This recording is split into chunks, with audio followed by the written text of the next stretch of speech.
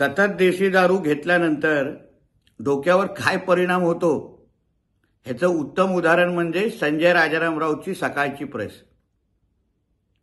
बाजूला उभ्या असलेल्या बडगुजरला अजून खड्ड्यात टाकण्याचं काम या संजय राजाराम राऊतनी केलेलं आहे।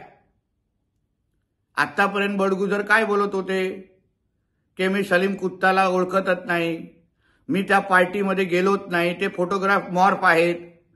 पण काल रात्री तर संजय राजाराम राऊतनी सांगून टाकलं की तो एक अपघात होता, म्हणजे अप्रत्यक्ष पद्धतीने स्वीकारलं की ती पार्टी झालीच होती। मोठा फोटोग्राफ दाखवतोय कुठला तरी भाजपच्या पदाधिकाऱ्याचा, कुठला तरी पुरावा दे। बिनपुराव्याचं भोकण्याचं काम तर संजय राजाराम राऊत नेहमीच करतो। आम्ही पुरावा दिला, व्हिडिओ दाखवले आणि त्यानंतर आरोप केले। आता ती पार्टी भाजपच्याच पदाधिकाऱ्यांनी बोलवलं, हे फोटोग्राफ दाखवून होणार नाही। मग तुझेही फोटोग्राफ एका डॉक्टर महिलेवर आम्ही दाखवायचे का? आणि मग तुझे आणि तिचे काय संबंध आहेत ह्याबद्दल वेगळी माहिती द्यायला प्रयत्न करायचं का?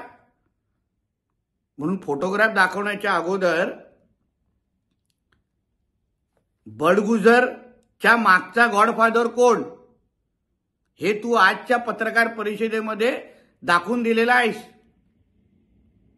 गृहराज्यमंत्री शिवसेनेकडे कधीच नव्हतं, म्हणून थोडं शुद्धीत राहून जरा इतिहास तपास, मग तुला कळेल की कोणाकडे गृहराज्यमंत्रीपद केव्हा होतं हे नक्की तुला कळेल। जाता जाता एवढंच सांगेन कि सुधाकर बड़गुजर तो सिर्फ झांकी है, संजय राजाराम राउत को अंदर जाना अभी तक बाकी है।